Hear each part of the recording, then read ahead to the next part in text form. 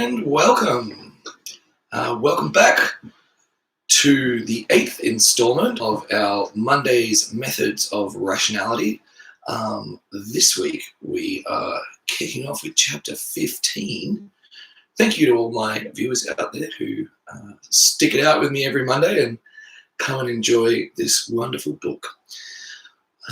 So without further ado, let's get going. Chapter 15. Lateral thinking. As soon as he walked into the defense classroom on Wednesday, Harry knew that this subject was going to be different. It was, for a start, the largest classroom he had yet seen at Hogwarts, akin to a major university classroom with layered tiers of desks facing a gigantic flat stage of white marble. The classroom was high up in the castle on the 5th floor, and Harry knew that was as much explanation as he'd get for where a room like this was supposed to fit. It was becoming clear that Hogwarts simply did not have a geometry, Euclidean or otherwise. It had connections, but not directions. Unlike a university hall, there weren't rows of folding seats. Instead, there were quite ordinary Hogwarts wooden desks and wooden chairs, lined up in a curve across each level of the classroom, except that each desk had a flat, white, rectangular, mysterious object propped up on it. In the centre of the gigantic platform, on a small raised dais of darker marble, was a lone teacher's desk, at which Quirrell sat slumped over in his chair, head lolled back, drooling slightly over his robes. Now, what does that remind me of? Harry had arrived at the lesson so early that no other students were there yet. The English language was defective when it came to describing time travel. In particular, English lacked any words capable of expressing how convenient it was. Quirrell didn't seem to be functional.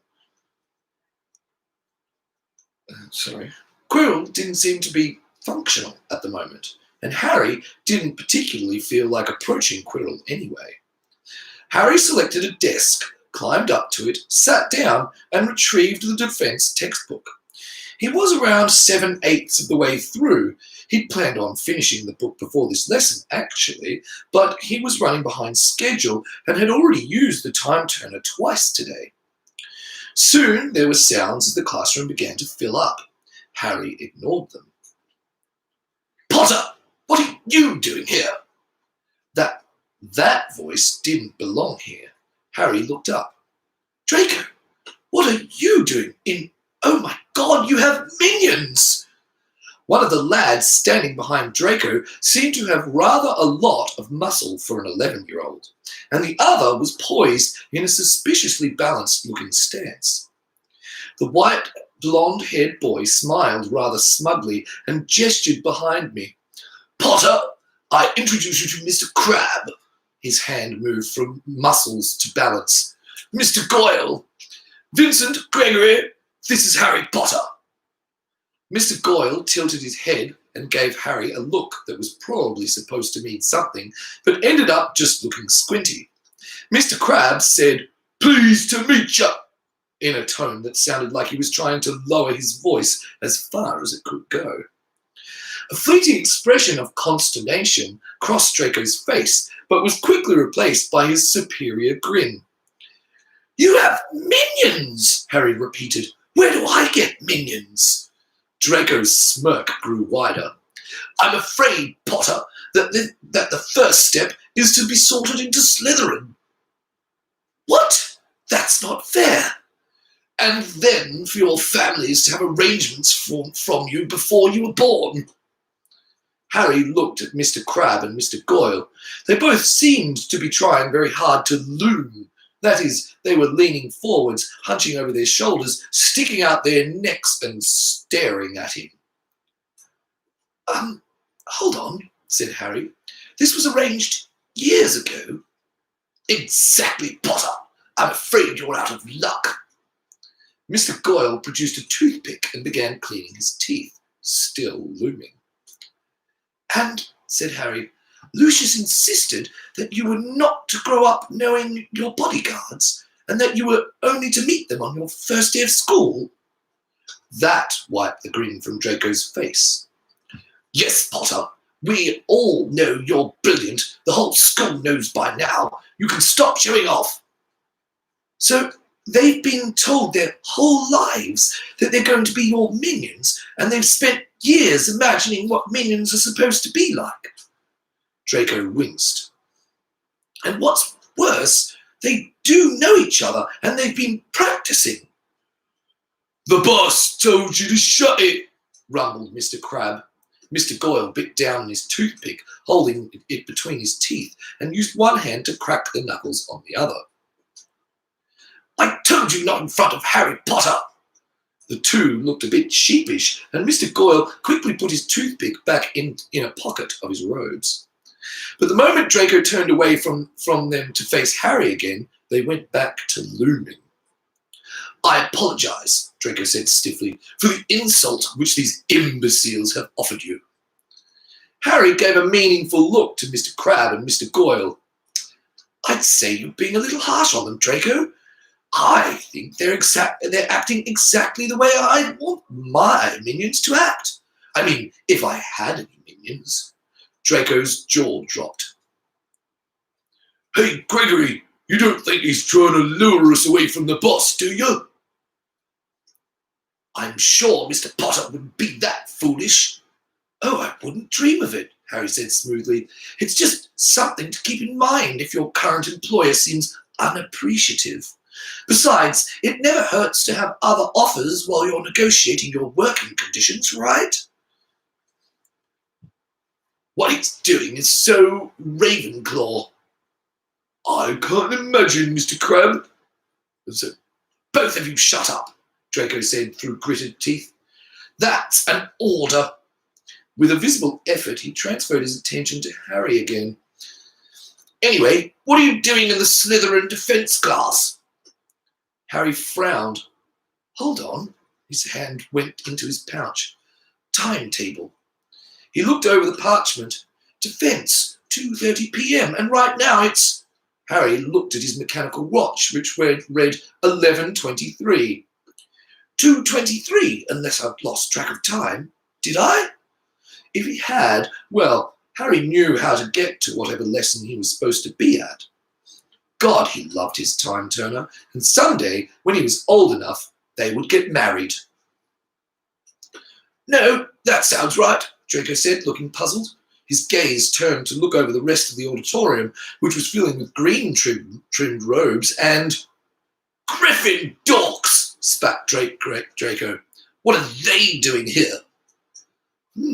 Harry said. Professor Quirrell did say, I forgot his exact words, that he would be ignoring some of Hogwarts' teaching conventions. Maybe he just combined all his classes. Huh? Said Draco. You're the first Ravenclaw in here. Yep, got here early. What are you doing all the way in the back row then? Harry blinked. I don't know. Seemed like a good place to sit. Draco made a scoffing sound. You couldn't get any further away from the teacher if you tried. The blonde-haired boy leaned slightly closer. Anyway, is it true about what you said to Derek and his crew? Who's Derek? You hit him with a pie. 2 pies, actually. What am I supposed to have said to him? That he wasn't doing anything cunning or ambitious, and he was a disgrace to Salazar Slytherin. Draco was staring intently at Harry. Yeah, that sounds about right, Harry said. I think it was more like, is this some kind of incredibly clever plot that will gain you a future advantage, or is it really as much a disgrace to the memory of Salazar Slytherin as it looks like? Or something like that. I don't remember the exact words. You're confusing everyone, you know, said the blonde-haired boy. Huh? Harry said in honest confusion. Warrington said that spending a long time under the sorting hat is one of the warning signs of a major dark wizard. Everyone was talking about it, wondering if they should start sucking up to you just in case. Then you went and protected a bunch of Hufflepuffs, for Merlin's sake. Then You told Derek he's a disgrace to Salazar Slytherin's memory. What's anyone supposed to think? That the Sorting Hat decided to put me in House Slytherin. Just kidding, Ravenclaw. And I've been acting accordingly. Mr. Crabbe and Mr. Goyle both giggled, causing Mr. Goyle to quickly clap a hand to his mouth. We'd better get our seats, Draco said. He hesitated, straightened a bit, spoke a bit more formally. But I do want to continue our last conversation, and I accept your conditions. Harry nodded. Would you mind terribly if I waited until Saturday afternoon? I'm in a bit of a contest right now. A contest? See if I can read all my textbooks as fast as Hermione Granger did. Granger? Draco echoed. His eyes narrowed. The mudblood who thinks she's Merlin? If you're trying to show her up, then all of Slytherin wishes you the very best of luck, Potter, and I won't bother you till Saturday. Draco inclined his head respectfully and wandered off, tailed by his minions. Oh, this is going to be much fun to juggle, I can already tell. The classroom was filling up rapidly now with all four colours of trim, red, green, yellow and blue. Draco and his two friends seemed to be in the midst of trying to acquire 3 contiguous front row seats, already occupied, of course. Mr. Crabbe and Mr. Goyle were looming vigorously, but it didn't seem to be having much effect. Harry bent over his defence textbook and continued reading. At 2:35 p.m, when most of the seats were taken and no one else seemed to be coming in, Professor Quirrell gave a sudden jerk in his chair and sat up straight, and his face appeared on all the flat, white, rectangular objects that were propped up on the students' desks. Harry was taken by surprise, both by the sudden appearance of Professor Quirrell's face and by the resemblance to Muggle television. There was something both nostalgic and sad about it. It seemed so much like a piece of home, and yet it wasn't really. Good afternoon, my young apprentices, said Professor Quirrell. His voice seemed to come from the desk screen and be speaking directly to Harry. Welcome to your first lesson in battle magic, as the founders of Hogwarts would have put it, or, as it happens to be called in the late 20th century, defense against the dark arts. There was a certain amount of frantic scrabbling as students, taken by surprise, reached for their parchments or notebooks. No, Professor Quirrell said. Don't bother writing what this subject was once called. No such pointless question will count towards your marks in any of my lessons. That is a promise. Many students sat straight up at that, looking rather shocked. Professor Quirrell was smiling thinly.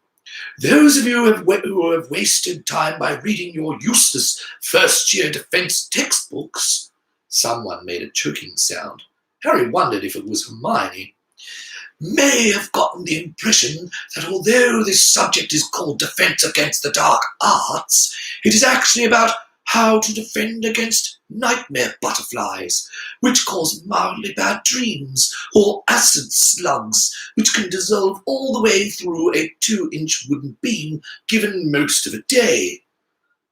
Professor Quirrell stood up, shoving his chair back from his desk. The screen on Harry's desk followed his every move. Professor Quirrell strode towards the front of the classroom and bellowed, The Hungarian horntail is taller than a dozen men. It breathes fire so quickly and so accurately that it can smelt a snitch in mid-flight. One killing curse will bring it down. There were gasps from the students. The mountain troll is more dangerous than the Hungarian horntail. It is strong enough to bite through steel. Its hide is resistant enough to withstand stunning hexes and cutting charms. Its sense of smell is so acute that it can tell from afar whether its prey is part of a pack or alone and vulnerable. Most fearsome of all, the troll is unique amongst magical creatures in continuously maintaining a form of transfiguration on itself. It is always transforming its own body. If you somehow succeed in ripping off its arm, it will grow another within seconds. Fire and acid will produce scar tissue, which can temporarily confuse the troll's regenerative powers for an hour or two.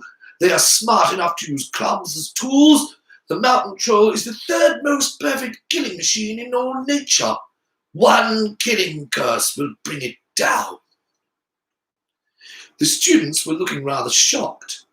Professor Quirrell was smiling rather grimly. Your sad excuse for a third-year defense textbook will suggest to you that you expose the mountain troll to sunlight, which will freeze it in place. This, my young apprentice, is the sort of useless knowledge you will never find in my lessons. You do not encounter mountain trolls in open daylight. The idea that you should use sunlight to stop them is the result of a foolish textbook authors trying to show off their mastery of minutiae at the expense of practicality. Just because there is a ridiculously obscure way of dealing with mountain trolls does not mean you should actually try to use it. The killing curse is unblockable, unstoppable, and works every time on anything with a brain. If, as an adult wizard, you find yourself incapable of using the killing curse, then you can simply apparate away. Likewise, if you are facing the second most perfect killing machine, a Dementor, you just apparate away. Unless, of course, Professor Quirrell said, his voice now lower and harder, you are under the influence of an anti-apparition jinx. No, there is exactly one monster which can threaten you once you are fully grown. The single most dangerous monster in all the world, so dangerous that nothing else comes close. The Dark Wizard. That is the only thing that will still be able to threaten you. Professor Quirrell's lips were set in a thin line. I will reluctantly teach you enough trivia for a passing mark on the ministry-mandated portions of your first-year finals. Since your exact mark on these sections will make no difference to your future life, anyone who wants more than a passing mark is welcome to waste their own time studying our pathetic excuse for a textbook. The title of this subject is not Defense Against Minor Pests. You are here to learn how to defend yourselves against the dark arts, which means, let us be very clear on this, defending yourself against dark wizards, people with wands who want to hurt you and who will likely succeed in doing so unless you hurt them first.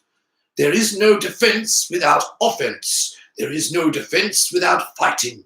The reality is deemed too harsh for 11-year-olds by the fat, overpaid, aura-guarded politicians who mandated your curriculum. To the abyss with those fools. You are here for the subject that has been taught at Hogwarts for 800 years. Welcome to your first year of battle magic. Harry started applauding. He couldn't help himself. It was too inspiring.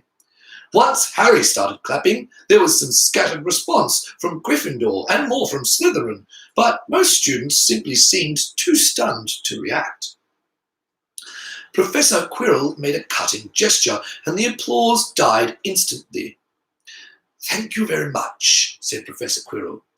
Now to practicalities. I have combined all my first-year battle classes into one, which allows me to offer you twice as much classroom time as double sessions. There were gasps of horror. An increased workload which I will make up to you by not assigning any homework. The gasps of horror cut off abruptly. Yes, you heard me correctly. I will teach you to fight, not to write 12 inches on fighting to Monday. Harry desperately wished he'd sat next to Hermione so he could see the look on her face now, but on the other hand, he was pretty sure he was imagining it accurately. Also, Harry was in love. It would be a three-way wedding, him, the time turner, and Professor Quirrell. For those of you who so choose, I've arranged some after-school activities that I think you will find quite interesting as well as educational. Do you want to show the world your own abilities instead of watching 14 other people play Quidditch? More than 7 people can fight in an army. Hot damn. These and other after-school activities will also earn you Quirrell points. What are Quirrell points, you ask? The house point system does not suit my needs because it makes house points too rare. I prefer to let my students know how they are doing more frequently than that, and on the rare occasions I offer you a written test, it will mark itself as you go along. And if you get too many related questions wrong, your test will show the names of students who got those questions right, and those students will be able to earn Quirrell points by helping you.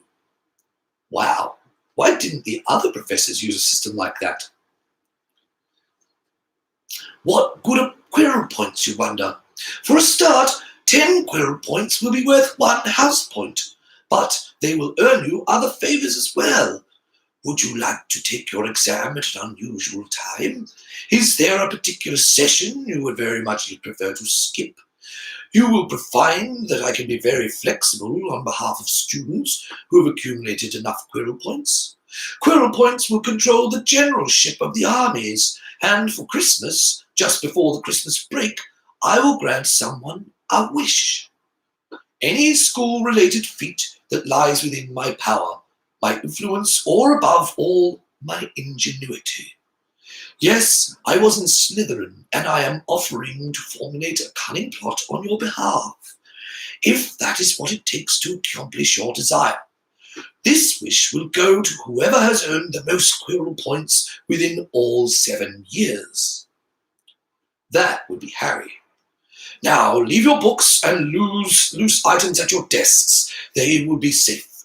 The screens will watch over them for you. And come down onto this platform. It's time to play a game called Who's the Most Dangerous Student in the Classroom? Harry twisted his right hand and said, Mahasu. There was another high-pitched bing from the floating blue sphere that Professor Quirrell had assigned to Harry as his target. That particular sound meant a perfect strike, which Harry had gotten on 9 out of his last 10 attempts. Somewhere, Professor Quirrell had dug up a spell that was incredibly easy to pronounce and had a ridiculously simple wand motion and had a tendency to hit wherever you were currently looking at. Professor Quirrell had disdainfully proclaimed that real battle magic was far more difficult than this, that the hex was entirely useless in actual combat, that it was a barely ordered burst of magic whose only real content was the aiming, and that it would produce, when it hit, a pain briefly equivalent to being punched hard in the nose. That was the sole purpose of this test, was to see who was a fast learner, since Professor Quirrell was certain no one would have previously encountered this hex, or anything like it. Harry didn't care about any of that. Mahasu! A red bolt of energy shot out of his wand and struck the target, and the blue sphere once again made the bing, which meant the spell had actually worked for him. Harry was feeling like a real wizard for the first time since he'd come to Hogwarts. He wished the target would dodge like the little spheres that Ben Kenobi had used for training Luke, but for some reason, Professor Quirrell had instead lined up all the students and targets in neat orders, which made sure that they wouldn't fire on each other. Harry lowered his wand, skipped to the right, snapped up his wand and twisted and shouted, Mahasu! There was a lower-pitched dong, which meant he'd gotten it almost right. Harry put his wand in his pocket, skipped back to the left, and drew and fired another red bolt of energy. The high-pitched bing, which resulted, was easily one of the most satisfying sounds he'd heard in his life. Harry wanted to scream in triumph at the top of his lungs, I can do magic! Fear me, laws of physics! I'm coming to violate you! Mahasu! Harry's voice was loud, but hardly noticeable over the steady chant of similar cries from around the classroom platform. "Enough," said Professor Quirrell's amplified voice. It didn't sound loud. It sounded like normal voice, volume coming from just behind your left shoulder, no matter where you were standing relative to Professor Quirrell. "I see that all of you have succeeded at least once now." The target spheres turning red and began to drift upwards towards the ceiling. Professor Quirrell was standing up on the raised dais in the centre of the platform, leaning slightly on his teacher's desk with one hand. "I told you," Professor Quirrell said, "that we would play a game called Who's the Most Dangerous Student in the Classroom? There is one student in this classroom who mastered the Sumerian simple strike hex faster than anyone else. Oh, blah, blah, blah, blah. And went on to help 7 other students, for which she has earned the first 7 Quirrell points awarded to your year. Come forth, Hermione Granger. It is time for the next stage of the game." Hermione Granger began striding forwards, a mixed look of triumph and apprehension on her face. The Ravenclaws looked on proudly, the Slytherins with glares, and Harry with frank annoyance. Harry had done fine this time. He was probably even in the upper half of the class, now that everyone had been faced with an equally unfamiliar spell, and Harry had read all the way through Adalbert Waffling's magical theory. And yet Hermione was still doing better. Somewhere in the back of his mind was the fear that Hermione was simply smarter than him. But for now, Harry was going to pin his hopes on the known facts that A. Hermione had read a lot more than the standard textbooks, and B. Adalbert Waffling was an uninspired sod who'd written magical theory to pander to the school board that didn't think much of 11-year-olds. Hermione reached the central dais and stepped up. "Hermione Granger mastered a completely unfamiliar spell in 2 minutes, almost a full minute faster than the next runner-up." Professor Quirrell turned slowly in place to look at all the students watching them. "Could Miss Granger's intelligence make her the most dangerous student in the classroom? Well, what do you think?" No one seemed to be thinking anything at the moment. Even Harry wasn't sure what to say. "Let's find out, shall we?" said Professor Quirrell. He turned back to Hermione and gestured towards the wider class. "Select any student you like and cast the simple strike hex on them." Hermione froze where she stood. "Come now," Professor Quirrell said smoothly. "You have cast this spell perfectly over 50 times. It is not permanently harmful or even all that painful. It hurts as much as a hard punch and lasts only a few seconds." Professor Quirrell's voice grew harder. "This is a direct order from your professor, Miss Granger. Choose your target and fire a simple strike hex." Hermione's face was screwed up in horror, and her wand was trembling in her hand. Harry's own fingers were clenching his own wand hard in sympathy, even though he could see what Professor Quirrell was trying to do, even though he could see the point Professor Quirrell was trying to make. "If you do not raise your wand and fire, Miss Granger, you will lose a Quirrell point." Harry stared at Hermione, willing her to look in his direction. His right hand was softly tapping his own chest. "Pick me, I'm not afraid." Hermione's wand twitched in her hand, then her face relaxed, and she lowered her wand to her side. "No," said Hermione Granger. Her voice was calm, and even though it wasn't loud, everyone heard it in the silence. "Then I must deduct 1 Quirrell point from you," said Professor Quirrell. "This is a test, and you have failed it." That reached her. Harry could see it, but she kept her shoulders straight. Professor Quirrell's voice was sympathetic and seemed to fill the whole room. "Knowing things isn't always enough, Miss Granger. If you cannot give and receive violence on the order of stubbing your toe, then you cannot defend yourself and you will not pass defense. Please rejoin your classmates. Hermione walked back towards the Ravenclaw cluster. Her face looked peaceful, and Harry, for some reason, wanted to start clapping, even though Professor Quirrell had been right. So, Professor Quirrell said, it becomes clear that Hermione Granger is not the most dangerous student in the classroom. Who do you think might actually be the most dangerous person here, besides me, of course? Without even thinking, Harry turned to look at the Slytherin contingent. Draco, of the most noble and ancient house of Malfoy, said Professor Quirrell. It seems that many of your fellow pupils are looking in your direction. Come forth, if you would. Draco did so, walking with a certain pride in his bearing. He stepped onto the dais and looked up at Professor Quirrell with a smile. Mr. Malfoy, Professor Quirrell said. Fire! Harry would have tried to stop it if there'd been time, but in one smooth motion, Draco spun on the Ravenclaw contingent and raised his wand and said, Mahasu! Like it was all one syllable, and Hermione was saying, Ow! And that was that. Well struck, said Professor Quirrell. 2 points to you, but tell me, why did you target Miss Granger? There was a pause. Finally, Draco said, because she stood out the most. Professor Quirrell's lips turned up in a thin smile. And that is the true reason why Draco Malfoy is dangerous. Had he selected any other, that child would more likely resent being singled out, and Mr. Malfoy would probably make an enemy.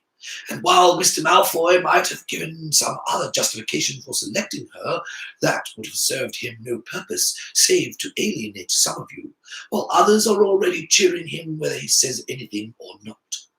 Which is to say that Mr. Malfoy is dangerous because he knows who to strike and who not to strike, how to make allies and avoid making enemies. 2 more Quirrell points to you, Mr. Malfoy, and as you have demonstrated an exemplary virtue of Slytherin, I think that Salazar's house has earned a point as well.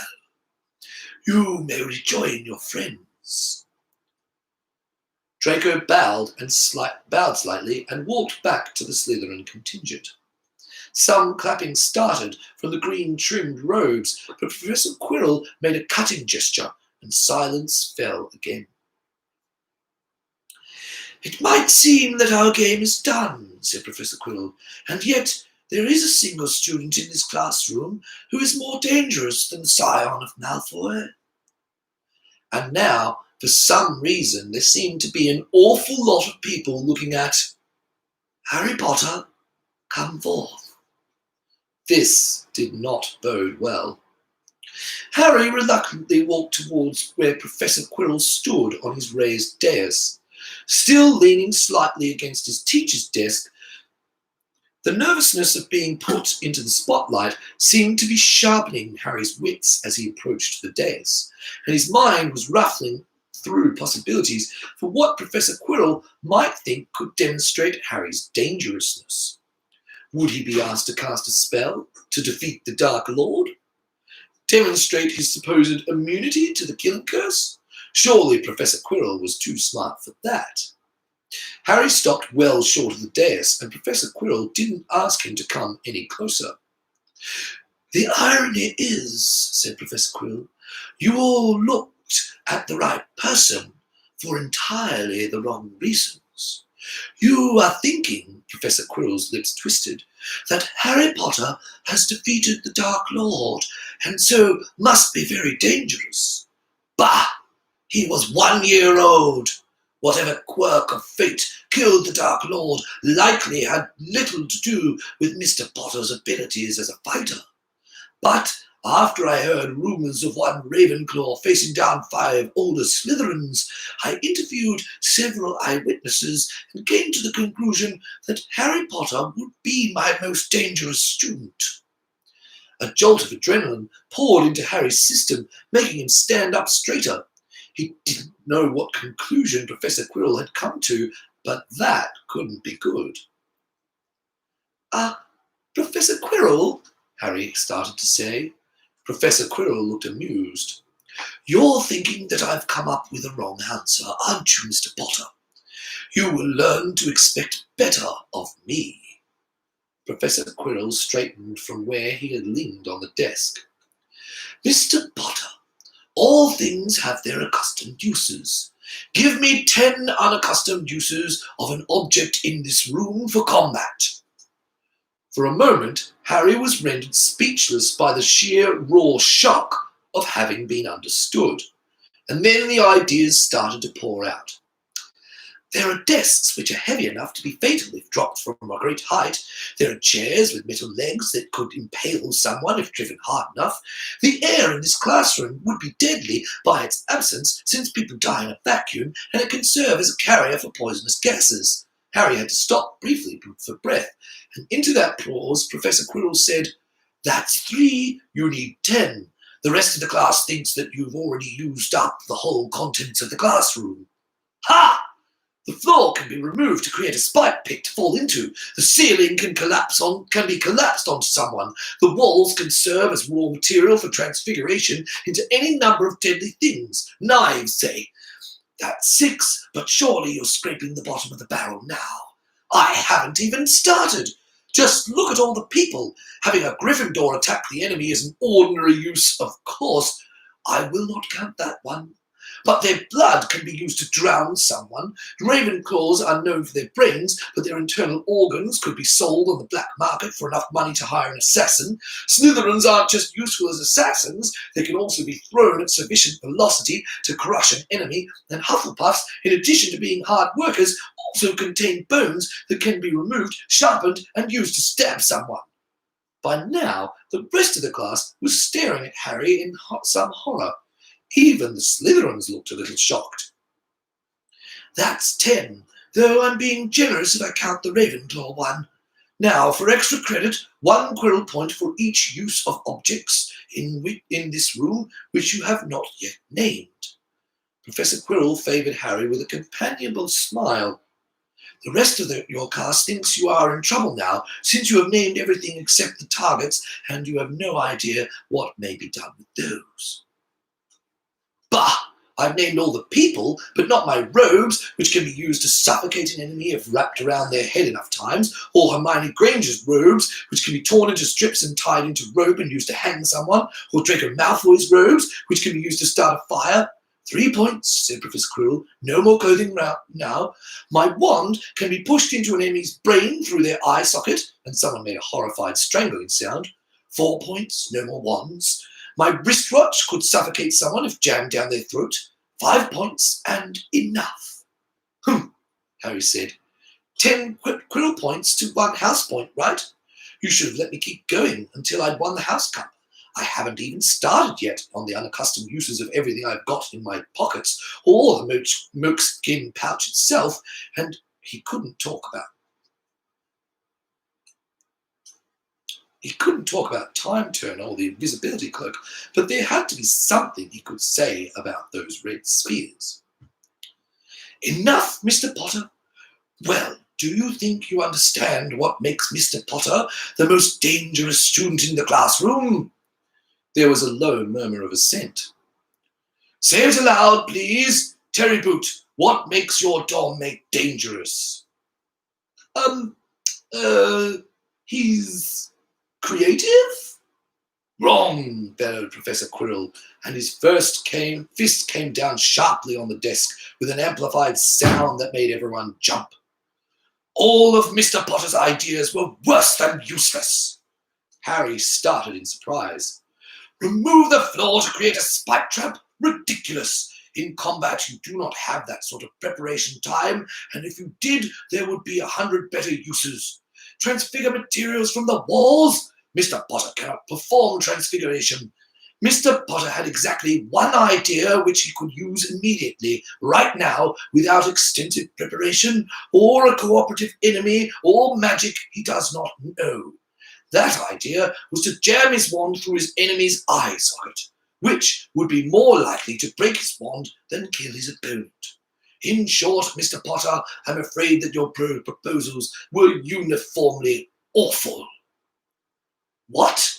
Harry said indignantly. You asked for unusual ideas, not practical ones. I was thinking outside the box. What would you use?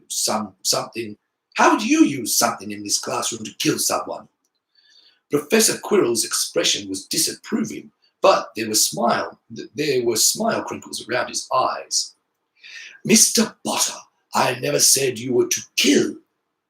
There is a time and a place for taking your enemy alive, and inside a Hogwarts classroom is usually one of those places.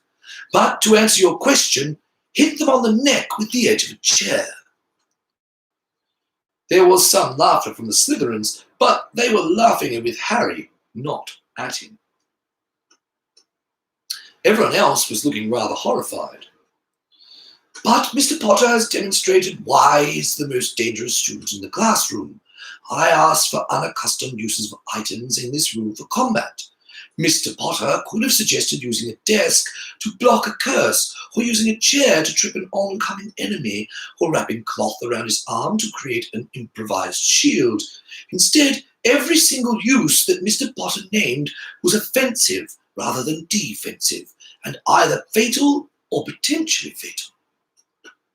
Wait, what? Wait, that couldn't be true. Harry had a sudden sense of vertigo as he tried to remember what he'd exactly suggested. Surely there had to be a counterexample. And that, Professor Quirrell said, is why Mr. Potter's ideas were so strange and useless, because he had to reach far into the impractical in order to meet his standard of killing the enemy. To him, any idea which fell short of that was not worth considering. This reflects a quality that we might call intent to kill. I have it, Mr. Potter has it, which is how he could stare down 5 older Slytherins. Draco Malfoy does not have it, not yet. Mr. Malfoy would hardly shrink from talk of ordinary murder, but even he was shocked. Yes, you were, Mr. Malfoy, I was watching your face, when Mr. Potter described how to use his classmates' bodies as raw material. There are senses in your mind which make you flinch away from thoughts like that. Mr. Potter thinks purely of killing the enemy. He will grasp at any means to do so. He does not flinch. His senses are off. Even though his youthful genius is so undisciplined and impractical as to be useless, his intent to kill makes Harry Potter the most dangerous student in the classroom. One final point to him. No, let us make that a point to Ravenclaw for this indispensable requisite of a true fighting wizard.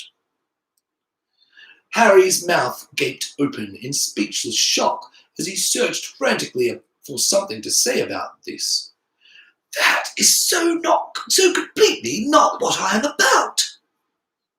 But Harry could see that the other students were starting to believe it.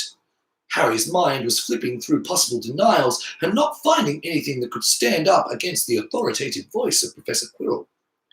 The best Harry had come up with was, I'm not a psychopath, I'm just very creative. And that sounded kind of ominous. He needed to say something unexpected, something that would make people stop and reconsider. And now, Professor Quirrell said, Mr. Potter, fire. Nothing happened, of course. Ah, well, said Professor Quirrell, he sighed. I suppose we must all start somewhere. Mr. Potter, select any student you please for a simple strike hex. You will do so before I dismiss your class for the day. If you do not, I will begin deducting house points, and I will keep on deducting them until you do. Harry carefully raised his wand. He had to do that much, or Professor Quirrell might start deducting house points right away. Slowly, as though on a roasting platter, Harry turned to face the Slytherins, and Harry's eyes met Draco's. Draco Malfoy didn't look the slightest bit afraid. The blonde-haired boy wasn't giving any visible sign of assent, such as Harry had given Hermione. But then he could hardly be expected to do so. The other Slytherins would think that rather odd.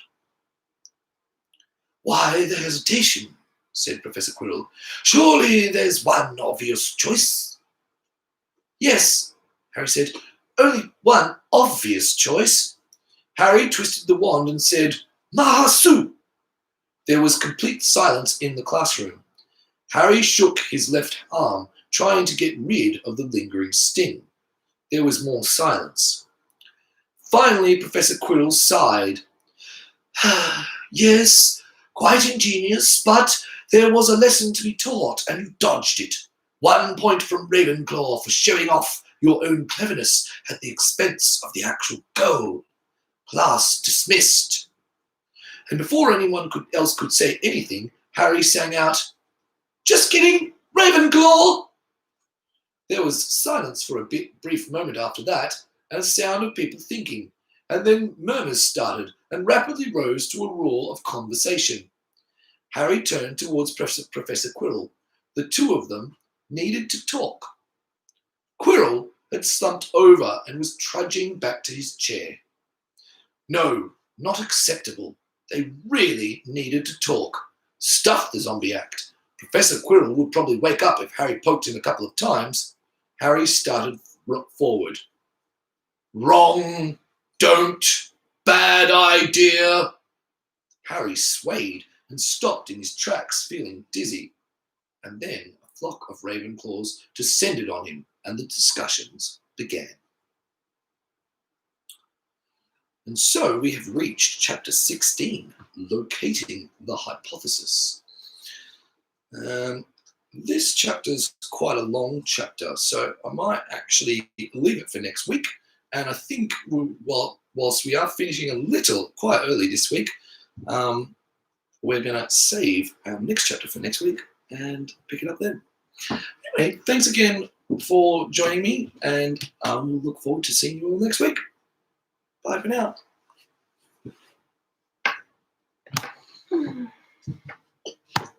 I'm a bit lost because last week I was